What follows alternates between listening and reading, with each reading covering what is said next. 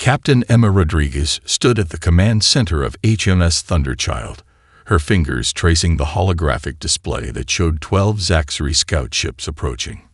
The alien vessels moved with an arrogance that made her jaw clench. They weren't even in combat formation, just spreading out like tourists on a pleasure cruise through human space. "Combat stations," she commanded, her voice carrying the weight of 4 generations of space naval officers. "But maintain emissions control. Let them think we're just another piece of space debris." The Thunderchild's crew responded with practiced precision. The destroyer's systems powered down to bare minimums, its advanced heat sinks absorbing every trace of energy that might give away their position. They had trained for this countless times, but today it wasn't a drill. "Ma'am," Lieutenant Sarah Cooper whispered from the sensor station, "the lead Zaxxery vessel is broadcasting in the clear." "They're laughing at us." Emma's console translated the alien transmission. "Look at this primitive system. Their ships still use chemical propulsion exhaust ports. The Imperium will add their resources to our glory within days." A small smile crossed Emma's face. The Zaxxery, like so many others, had made the mistake of confusing human technology with human capability. Those chemical propulsion exhaust ports were actually multi-purpose ports that could vent atmosphere, deploy countermeasures, or launch their newest weapon. Microscopic clouds of smart matter that would tear through enemy hulls like cosmic buckshot. "Weapons officer, status on the mass drivers?" Emma asked, watching the Zaxxery ships draw closer. "All 3 batteries charged and ready, Captain. Targeting solutions plotted for the primary group of 7 ships. Secondary batteries standing by for the remainder." The Thunderchild's mass drivers were another example of humanity's primitive technology.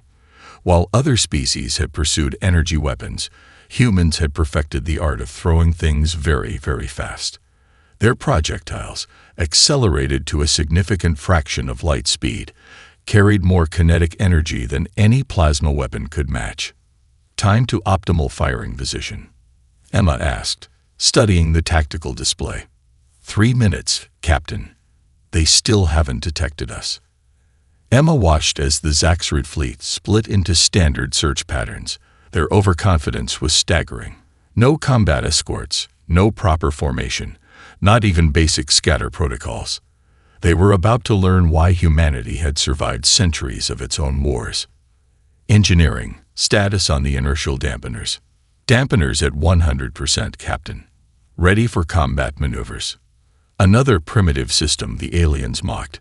Humanity had learned the hard way that energy shields weren't always the answer. Sometimes, the best defense was simply being able to pull maneuvers that would turn other species' crews into paste. 2 minutes to firing position," the tactical officer reported. Emma took a deep breath, feeling the weight of the moment. This would be humanity's first contact with an alien aggressor. Their response here would set the tone for the entire conflict. "Weapons, load the mass drivers with shredder rounds." "Engineering, divert power to forward momentum as soon as we fire." "Helm, plot an attack vector through their formation.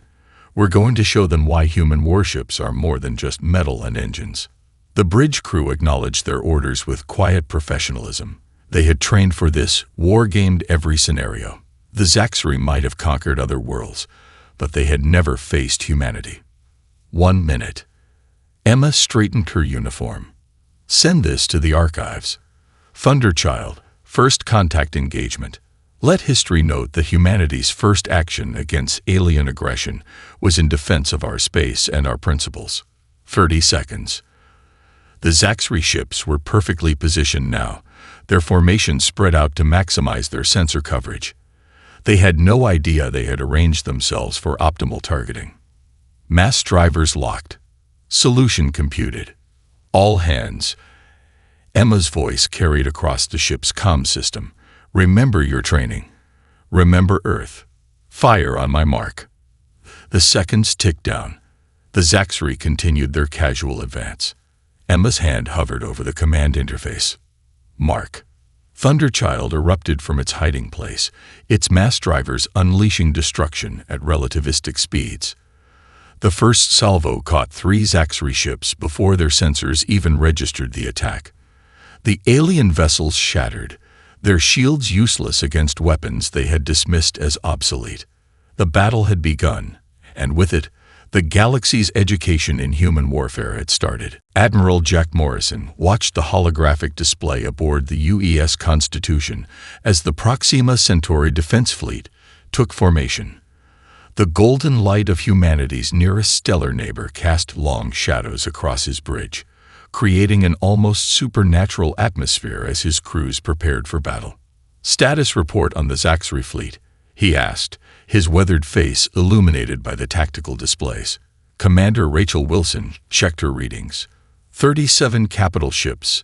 Admiral, they're deploying in their standard crescent formation, energy shields at maximum. Their weapons are, sir, they're powering up their plasma cannons, but keeping their point defense systems in standby mode. Morrison allowed himself a small smile. They still think we only use energy weapons. Status of our mass driver batteries. All ships report mass drivers loaded and charged. Targeting solutions complete for the first 3 salvos. Smart matter warheads are primed and ready. The Admiral studied the enemy formation. The Zaxri ships gleamed with polished metal and crackling energy fields, their designs clearly meant to intimidate as much as fight. In contrast, human vessels were blocky, utilitarian, and covered in what looked like primitive armor plating. What the aliens didn't realize was that each plate contained millions of microscopic repair drones. Send to all ships. Operation Hammerfall begins in 5 minutes. Remember your training. Remember Thunderchild. A chorus of acknowledgments echoed through the command channel. The mention of Thunderchild brought pride to every crew member's voice. Captain Rodriguez's victory had shown them all that humanity could win. Now they would prove it wasn't a fluke. "Sir," Wilson reported, "we're receiving a transmission from the Zaxri flagship." "Put it through." A hologram materialized, showing a Zaxri fleet commander. Its scaled face twisted in what passed for a smile among its species. "Admiral Morrison, I offer you one chance to surrender. Your primitive kinetic weapons cannot hope to penetrate our advanced shields. Join the Imperium peacefully, and your species will be treated with relative mercy."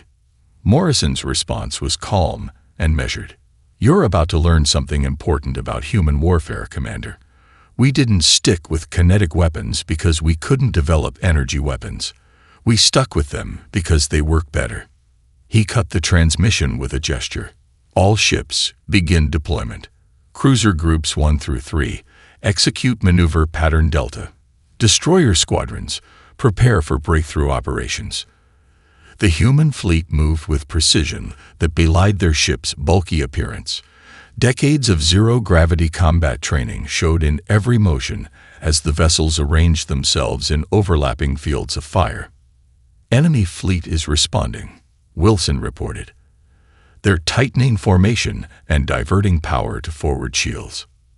"Perfect." Morrison's voice carried the confidence of centuries of naval tradition. "They're bunching up against energy weapons, exactly what we want. Execute primary attack pattern." The Constitution's mass drivers hummed to life, their magnetic accelerators charging with barely contained power. Across the fleet, hundreds of similar weapons prepared to fire. Each projectile was a marvel of human engineering. Smart matter shells that would fragment into clouds of self-guided penetrators after impact. "All ships report ready, Admiral." Morrison took a deep breath. This wasn't just a battle. It was a demonstration of why humanity had survived its own violent history. Combat command to all vessels. Fire first salvo. Space itself seemed to blur as hundreds of relativistic projectiles crossed the void. The Zaxri shields, optimized to deflect energy weapons, might as well have been tissue paper. The first salvo turned 3 enemy cruisers into expanding clouds of debris. Second salvo, fire at will. Destroyer groups, commence attack runs. The human fleet moved like a well-oiled machine, each ship knowing its role perfectly. Destroyers darted through gaps in the enemy formation, their smaller mass drivers picking off Zaxri point defense systems. Cruisers maintained a steady barrage that forced the aliens to keep their shields focused forward. "Sir," Wilson's voice carried a note of pride, "the enemy fleet is attempting to retreat. Their formation is breaking." Morrison nodded slowly. "Send to all ships. Pursue and engage. Show them why humanity's warships rule the stars. And send a message to Earth Command. The Proxima defense was successful. The enemy is learning what it means to face the human navy." The battle had become a rout, and with it, humanity had proven that Thunderchild's victory was no accident. The age of human naval dominance had begun. Commander Ashley Williams stood at the helm of the UES Raider, her eyes fixed on the swirling ice particles of Saturn's rings. Behind her, the captured Zaxxery commander Keith watched in silent amazement as her wolf pack of destroyers wove through the debris field like silver needles through cosmic thread. "Navigation," Williams called out. "Status on the pursuit force." Lieutenant John Martinez responded from his station. "3 heavy cruisers and their escort ships have entered the rings, Commander. They're moving cautiously. Their shields are having trouble with the ice fragments." Williams allowed herself a small smile. The aliens still hadn't learned. Their energy shields were burning through power trying to deflect every piece of ice and rock, while human ships simply let their armored hulls handle the smaller impacts. It was another lesson learned from Earth's oceans. Sometimes armor was more efficient than active defense. "Signal the pack," she ordered. "Execute Operation Ghost Dance." 4 destroyers, Raider, Hunter, Stalker, and Shadow, began a complex maneuver that would have been impossible for ships relying solely on conventional engines. Their maneuvering thrusters fired in perfectly synchronized bursts, using the gravitational effects of Saturn's smaller moons and the drag from the ring system itself to alter their course. Keth shifted uncomfortably in his restraints. "Your ships move like water predators," he said, breaking his usual silence. "We thought the rings would trap you." "That's because you never had oceans," Williams replied, not taking her eyes off the tactical display. "We learned warfare in 3 dimensions long before we reached space. Every destroyer captain starts by studying ancient submarine tactics." The Zaxxery commander watched as human ships used chunks of ice for cover, their gray hulls blending perfectly with the frozen debris. His own people's shining vessels stuck out like gems against the darkness. "Stalker reports optimal firing position," Martins announced. "Hunter and Shadow are in place for the crossfire." Williams nodded. "All ships, prepare mass drivers. Load shredder rounds. Time to show our guest why you never corner a wolf pack." The Zaxxery pursuit force pushed deeper into the rings, their powerful engines carving paths through the ice field. They were searching in a standard search pattern, efficient, logical, and completely predictable. "All ships, synchronize firing solutions," Williams commanded. "Calculate for ring particle deflection. We'll only get one shot at this." The human destroyers had positioned themselves in a 3-dimensional killing zone. The ring particles themselves would help mask their attack until it was too late. "Enemy flagship is approaching optimal position," Martins reported. 15 seconds. Williams turned to Kith. "Watch carefully, Commander. This is why human warships don't need to be the biggest or the most advanced. We just need to be smarter." Fire. 4 mass drivers erupted simultaneously. The shredder rounds pierced the ice field, their paths slightly altered by the gravitational effects Williams had calculated. The Zaxxery ships, their sensors confused by the ring system, detected the threat too late. The flagship's shields flared brilliantly as they tried to stop the kinetic bombardment, but the human ships had timed their shots perfectly. The shields were already strained from deflecting ring particles. The rounds punctured through, transforming into clouds of self-guided penetrators that tore through the vessel's vital systems. "Secondary targets, fire at will," Williams ordered. The destroyer pack struck from multiple angles, their attacks coordinated with the precision of predators that had hunted together for years. 2 more Zaxxery cruisers fell victim to the ambush before the remaining ships began a panicked retreat. Their once proud formation dissolved into chaos as they fled the killing ground. "Shall we pursue?" Martines asked. Williams shook her head. "Let them run. They'll spread the word about what happened here." She turned to Keith, who stared at the tactical display in disbelief. "Your people thought human ships were primitive because we based them on ocean-going vessels. But there's a reason we kept those design principles. They work. Space isn't just about technology. It's about understanding the environment, using it to your advantage." The Zaxri commander nodded slowly. "Your wolf pack, you are named appropriately. We thought space combat was about power. You showed us it is about hunting. That's the difference between our species, Commander. You built your ships to dominate space. We built ours to live in it. Now, signal the fleet. The Saturn defense zone is secured, and the wolf pack is ready for our next hunt." Colonel James Hunter stood within the hollowed heart of Ceres, surrounded by holographic displays showing the approaching Zaxri armada. The massive fleet moved through space like a swarm of angry wasps, their ships gleaming with energy shields and crackling weapons. They thought they were about to break through to Earth. They were wrong. "Status on all defense platforms," Hunter commanded, his voice echoing through the command center carved deep within the dwarf planet. "All stations report ready," Major Lisa Reynolds responded from her station. "The sleeping dragons are armed and tracking. Mobile fortresses are in position behind designated asteroids. The web is ready, sir." Hunter nodded, studying the three-dimensional map of the asteroid belt. To most species, it was a chaotic field of rocks and debris. To humanity, it was the perfect killing ground. Each seemingly random cluster of asteroids concealed gun platforms, missile bases, and mobile fortresses that could turn the belt into an impenetrable wall of fire. "Message from the approaching fleet," Reynolds announced. "They're demanding our surrender." Again. "Let them wait," Hunter replied, watching the enemy formation. "They're arranging themselves exactly as predicted. Status on Ghost Fleet." "Ghost Fleet is in position, Colonel. All dummy heat signatures and false electromagnetic readings are functioning. The enemy thinks they're seeing gaps in our defense." The Zaxri fleet pushed forward, their sensors detecting what appeared to be weaknesses in the asteroid belt's defenses. They didn't realize that humans had spent decades practicing this exact scenario. Every gap was a carefully laid trap. "They're approaching the first marker," Reynolds reported. "Leading elements are entering the kill zone." Hunter straightened his uniform. "Send to all stations. Operation Steel Web is now active.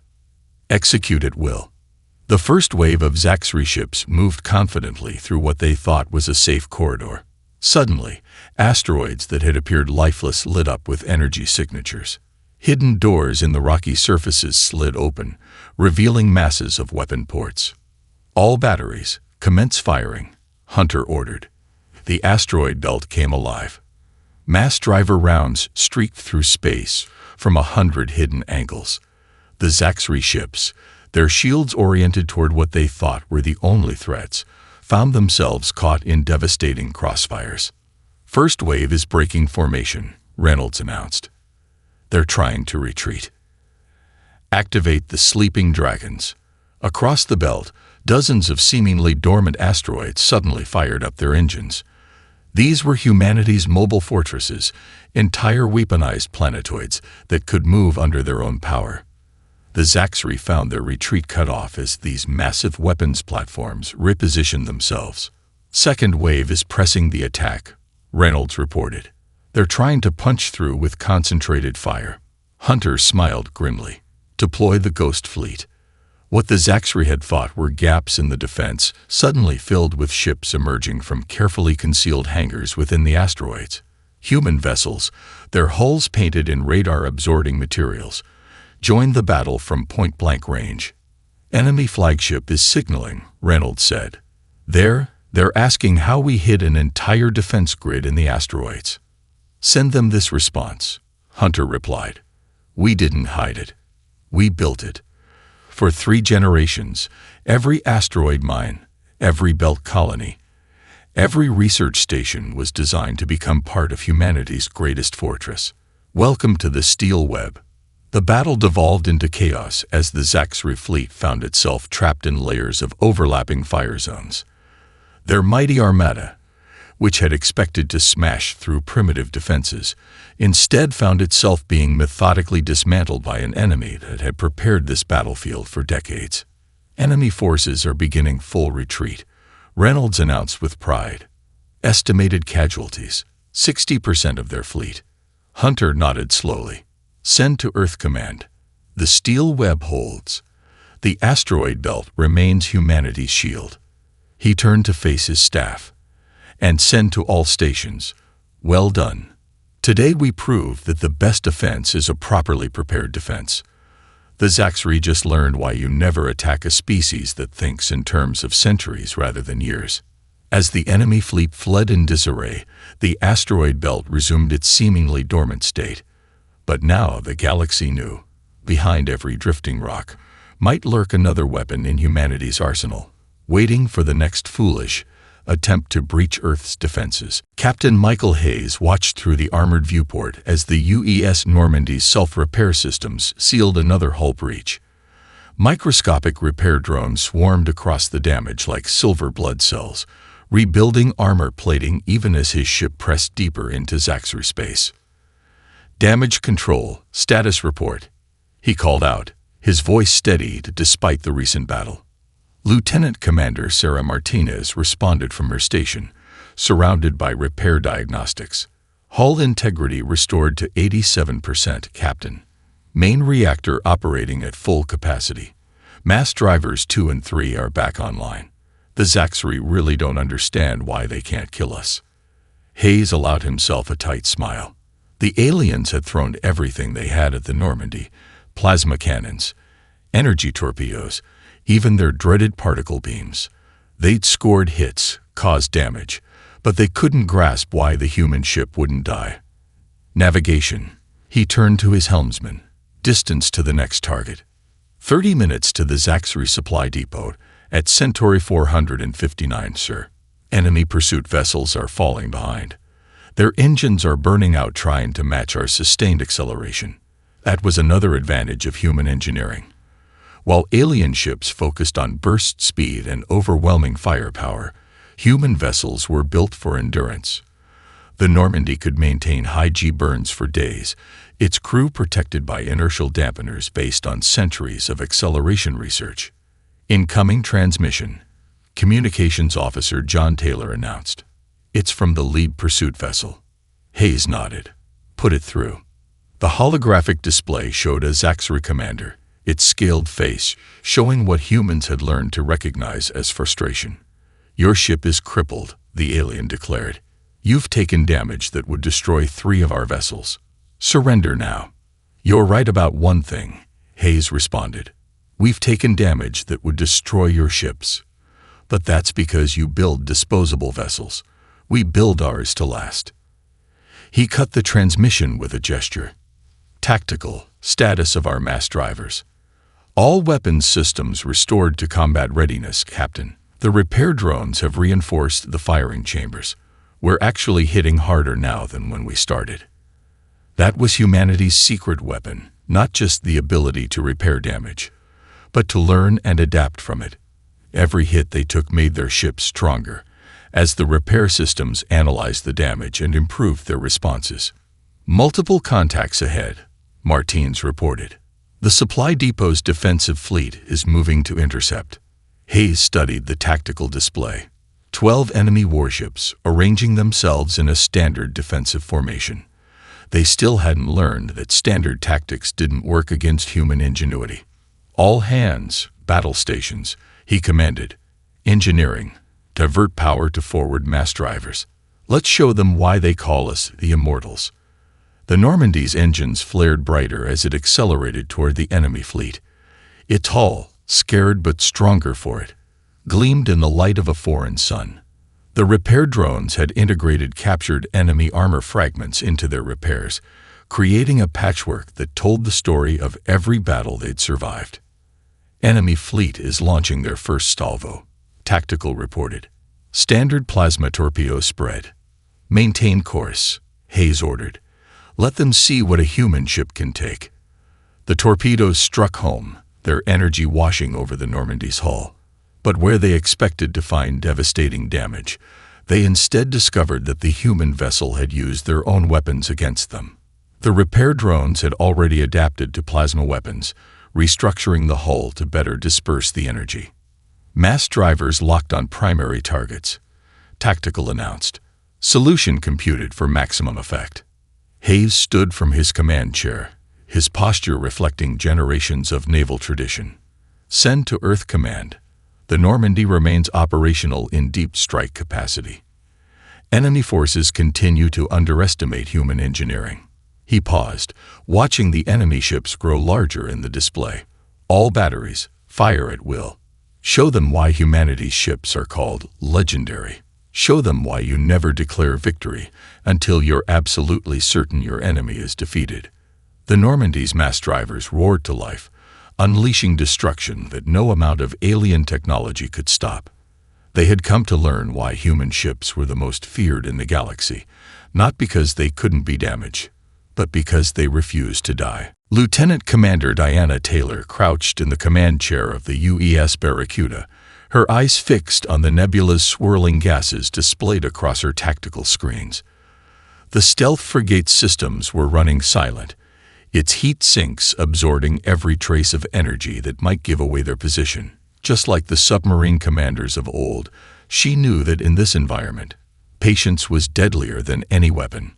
Contact bearing 340, Sensor Officer Mark Chen whispered, though sound couldn't travel in space. Old submarine habits died hard. Zax resupply convoy. 6 cargo vessels, 2 escort destroyers. Taylor nodded slowly, watching the enemy ships move through the purple-tinged clouds of the nebula. They thought the dense gases would hide them from human sensors. They didn't realize that humanity had mastered the art of hunting in limited visibility centuries ago. Status of the hunting pack? She asked, her voice equally hushed. Hammerhead and Stingray confirm ready positions. Communications Officer Emily Rodriguez responded. They're maintaining emissions discipline. The convoy hasn't detected any of us. 3 stealth frigates, hunting together using tactics perfected by submarine wolfpacks during Earth's Great Wars. The Zaxri were about to learn why humanity's naval doctrine had survived the transition to space warfare. Calculate firing solutions, Taylor ordered. Remember your training. Treat the nebula gases like ocean currents. Account for thermal drift. The bridge crew worked in near silence, their fingers dancing across haptic interfaces designed to minimize light emission. The Barracuda's systems tracked minute variations in the nebula's density, using them to plot the perfect attack vectors. Message from Admiral Cooper's carrier group, Rodriguez reported. They're in position beyond the nebula's edge, ready to exploit any breakthrough we create. Taylor allowed herself a small smile. The Zaxri thought they were safe, running their supplies through this natural cover. They had no idea they were walking into a carefully orchestrated trap. All ships, prepare for synchronized attack, she commanded. Load mass drivers with proximity shells. Time to show them how Earth's submariners hunted. The enemy convoy pushed deeper into the nebula, their energy shields creating subtle distortions in the gas clouds. To the trained eyes of human sensor operators, they might as well have been broadcasting their positions with flares. Range to target. Optimal, Chen reported. Convoy is entering the kill box. Taylor straightened in her chair. Execute attack pattern silent storm. The Barracuda's mass drivers whispered to life, their magnetic accelerators tuned to minimize electromagnetic signatures. Across the formation, Hammerhead and Stingray did the same. Their shots were precisely calculated to arrive simultaneously. The first sign the Zaxri had of danger was when their lead escort's shields flared against multiple impacts. The proximity shells detonated in carefully planned patterns, their shrapnel clouds turning the nebula gases into a weapon. Secondary explosions bloomed as the superheated gases breached the destroyer's hulls. Enemy escorts are blind, Chen reported with professional satisfaction. The gas density is confusing their sensors. They can't get a lock on our position. All ships, execute Phase 2, Taylor commanded. Switch to hunter-killer protocols. The human frigates split up, each choosing separate attack vectors through the chaos they'd created. The Zaxri ships fired blindly into the nebula, their energy weapons only succeeding in creating more sensor-disrupting turbulence. Admiral Cooper reports carrier strike groups launching, Rodriguez announced. They're moving to cut off the convoy's retreat. Taylor watched as her ship's sensors painted a picture of complete tactical dominance. The convoy's formation had broken down into individual ships trying desperately to escape the invisible predators hunting them. Send to Fleet Command, she ordered. Operation Deep Hunt successful. Enemy supply lines through the Perseus Nebula are now compromised. The silent service has proven its worth in space. As her frigates continued their methodical destruction of the convoy, Taylor reflected on how far humanity had come. They had taken every lesson learned in centuries of naval warfare and applied them to the cosmic battlefield. The Zaxri had thought space combat was about overwhelming force. Humanity knew better. It was about using your environment, understanding your enemy, and striking from the shadows. Prepare for final attack run, she commanded. Let's remind the galaxy why you should never underestimate human ingenuity. Sometimes, the oldest tactics are still the best. Admiral Marcus Stone stood on the bridge of the UES Enterprise, humanity's first true dreadnought, as it emerged from hyperspace near the Zaxri home system. The massive vessel represented everything humanity had learned about warfare, from its regenerative armor to its revolutionary propulsion systems. Status report, he commanded, his voice carrying the weight of this historic moment. All systems nominal. Admiral. Commander Jessica Chen reported from her operations station. The new fusion core is stable. Mass driver batteries report ready. Point defense grid is active. The Enterprise is combat ready. Stone nodded, studying the tactical display. The Zaxri home fleet hung in high orbit around their capital world, nearly 200 ships arranged in their most formidable defensive formation. Under normal circumstances, it would have been an impenetrable barrier. These were not normal circumstances. Open a channel to the Zaxri command, Stone ordered. Let's give them one chance. The main screen flickered to life, showing the Zaxri High Admiral. The alien commander's scales had darkened with age and experience, but its eyes widened at the sight of the Enterprise. This is Admiral Stone of the United Earth Navy, Stone announced. Your forces have attacked our worlds, threatened our people, and underestimated our resolve. Surrender now, or witness the full power of human engineering. The Zaxri Admiral's response was immediate. You bring one ship against our entire home fleet. Your arrogance will be your downfall. Stone allowed himself a small smile. That's where you're wrong.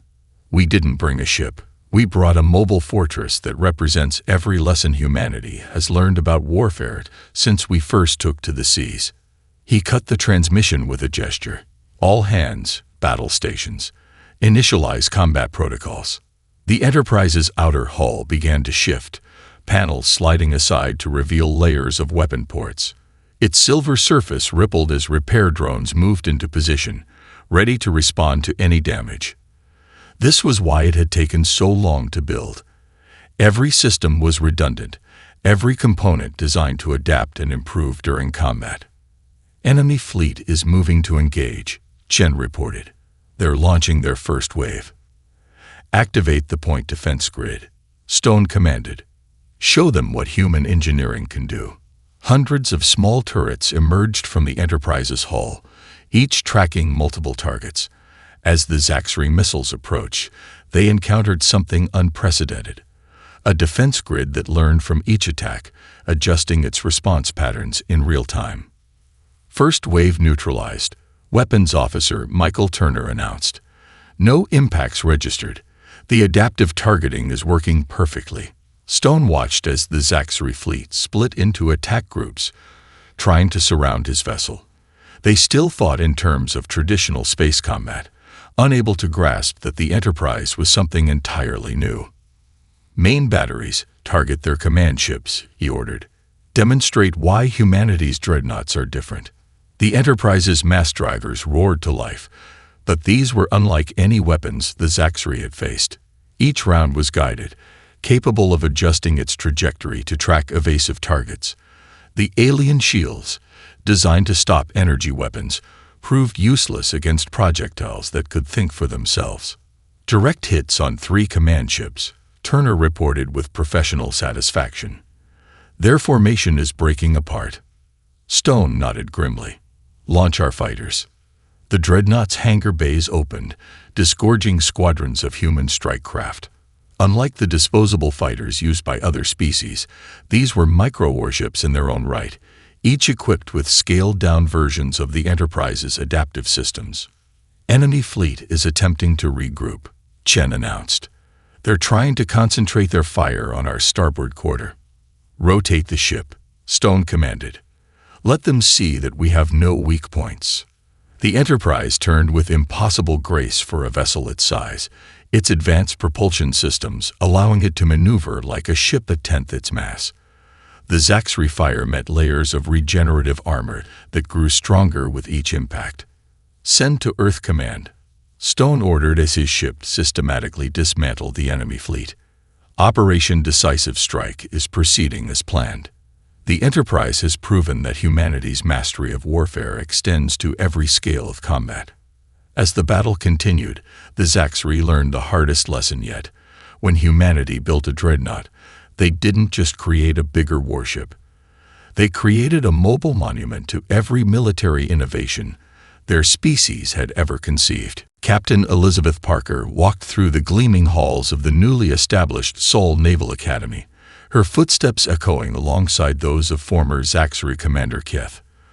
The unlikely pair had become the symbols of a new era in galactic warfare, one where humanity's expertise was sought after rather than underestimated. "The new class arrives tomorrow," Keth noted, his scaled face showing what humans had learned to recognize as excitement. "The first true joint training program between our species." Parker nodded, pausing to look out a viewport at Earth's moon, where the academy had been built. Below them, ships from 24 alien species maneuvered in careful formation, each one hoping to learn the secrets of human naval prowess. "Did you ever imagine this?" she asked her alien colleague. "When you first encountered the Thunder Child, did you think you'd end up teaching alongside humans?" Keth made a sound that translated as a rueful laugh. "I imagined many outcomes, Captain. Being humbled, yes. Learning to respect human warfare, certainly. But becoming an instructor in human naval doctrine, that was beyond my imagination." They entered the main simulation chamber, where holographic displays showed famous battles from the war. The Thunder Child's first engagement, the Proxima defense, the Wolf Pack's hunt through Saturn's rings, each one now a lesson in military innovation. "Commander Williams sent her regards," Parker mentioned, watching Keth's reaction to the Saturn battle footage. "She says your insights on alien tactical doctrine have been invaluable for updating our training programs." "The Wolf Pack taught us the meaning of true space warfare," Keth responded. "Now I teach others not to make our mistakes, to understand that humanity's greatest weapon was never your technology. It was your understanding of combat itself." A group of junior instructors, human and alien alike, snapped to attention as Parker and Keth entered the tactical planning room. On the main display, a detailed analysis of the Enterprise's final battle played out. "At ease," Parker commanded. "Status report on the new training protocols." Lieutenant Sarah Cooper, one of the youngest human instructors, stepped forward. "The integrated curriculum is ready, Captain. We've combined Earth's naval history with modern space warfare doctrine. Everything from ancient submarine tactics to the latest mass driver innovations.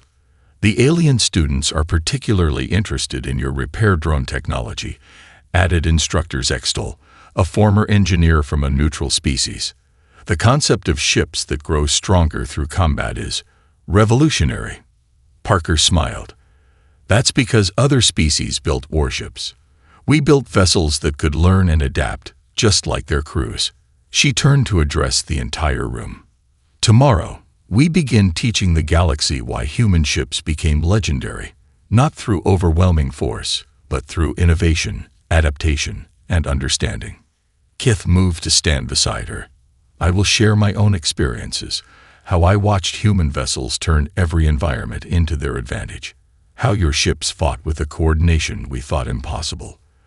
The galaxy needs to understand. Humanity didn't just build better weapons, you built better warriors. The first class includes students from 15 species, Cooper reported, including 3 Zaxxery destroyer captains who surrendered rather than face the Enterprise. They made the wise choice, Kith noted, and now they will learn why human warships became the standard by which all others are judged. Parker walked to the center of the room, her voice carrying the weight of human naval tradition. Tomorrow we begin teaching more than just tactics or technology. We teach understanding of space, of ships, of combat itself. Humanity learned these lessons through centuries of warfare on Earth. Now we share them to ensure a more stable galaxy. She gestured to the displays showing battles from the recent war. These engagements proved humanity's mastery of space warfare. But this academy proves something greater, our ability to turn former enemies into allies, to share knowledge rather than hoard it. As the sun set over the lunar landscape, Parker and Kith reviewed the final preparations for the next day's ceremonies. The Seoul Naval Academy stood as a testament to humanity's greatest victory, not the defeat of an enemy, but the transformation of conflict into cooperation. Send to Earth Command, Parker ordered. The Academy is ready. Let the next chapter in human naval history begin, not as conquerors, but as teachers.